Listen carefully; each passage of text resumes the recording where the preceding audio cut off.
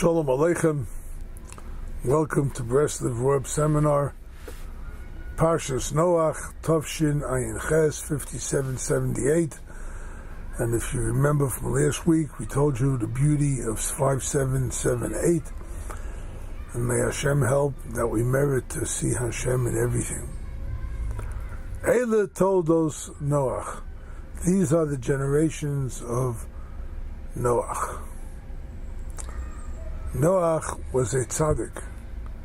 He was perfect in his generation. Noach served God. He went before God. That's how the first verse of the chapter in the Torah reading this week starts off.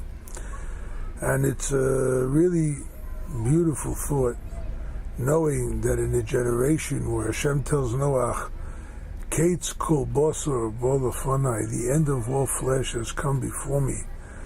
Right? He's going to destroy the world. There still happens to be someone called Noach who manages to hold his own and not sin, and therefore he is married, he's given life, and he's able to live. This is the idea behind Noach, that there is always a way to avoid the wickedness in the world, even if it's so overwhelming, even if it's incredibly crazy, the entire world, which it is today. I mean, in the summer we had these problems with North Korea, we had these problems with people killing each other. Baltimore would have somebody killed every day or every weekend, whatever, replacing Chicago as the murder capital, right? I mean, what a world we live in, right? And yet, there's a tzaddik. There is always a tzaddik. So this parsha focuses on the tzaddik Noach and how he made it through the flood.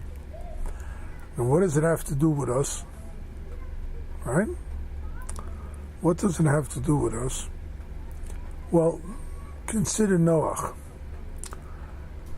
Noach was told by Hashem, build an ark. Right?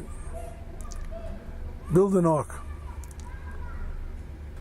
It's going to be 50 feet wide, 30 feet high, 300 feet long. Amos, cubic, it's longer than that, but let's just give the dimensions. 30 by 50 by 300, right? If you know the Hebrew numerical value for letters, you know that 30 is a lamed, and 300 is a shin, and 50 is a nun, right? Together they make up the word lashon, tongue, your tongue. God tells Noach, there's going to be a flood, and you're going to have to save yourself. Here's how you save yourself. Build an ark. In Hebrew, the word for ark is a teva, an ark. But teva also means a word. And as the Sfarim explain, Medrash and so on, take an ark, take a word, use your tongue, your lashon, and form words, right? Sohar ta'aseh la'teva. Let your ark have a light. Put some effort into your prayers. That's what God's telling Noach. Put effort into your prayers, right? Let them light, let them shine, let them illumine. Get yourself alive with vitality and feeling when you're going to daven, right? Sohar ta'aseh la'teva, the words of the ark that you're going, the words of your prayers that you're going to articulate, right? You have to do them sohar, let them be light, put effort into them. V'yal'ama t'chalenu milmala, right? Let them be desired from heaven. El'ama t'chalena, from the word Vatachal, I yearn, I hope that heaven, milmala, from above, they want to hear the words of your prayer. Right?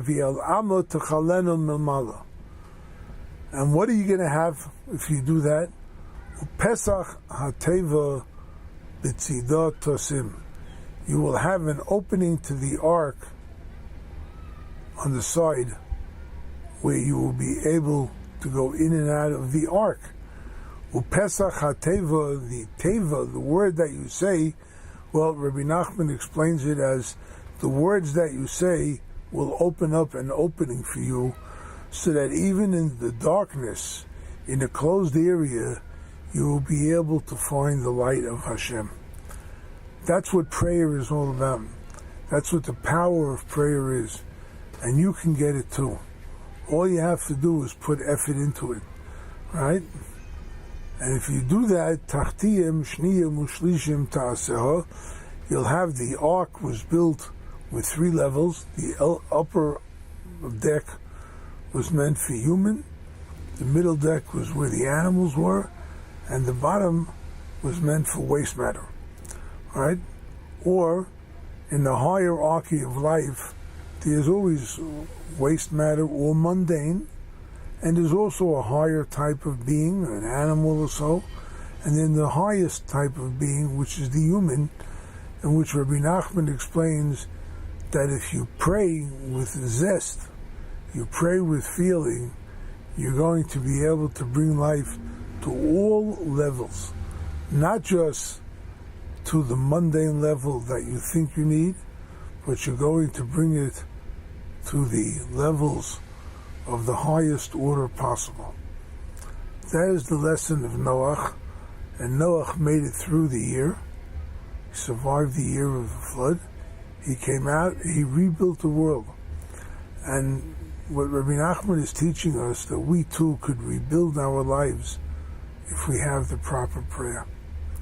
All you got to do is turn to Hashem, and you will have the proper prayer. And if you do have it, then you will be able to rebuild your life, build it again, build it anew. In the beginning, last week was Bereshis, you can make a new start, and you can bring out a whole new world. May Hashem help us that we do the job right, and everything falls into place for us. We don't need to have a flood. A flood, the word mabul is like from the word bilbul. Everything confused and challenging. And this happens every day to a person.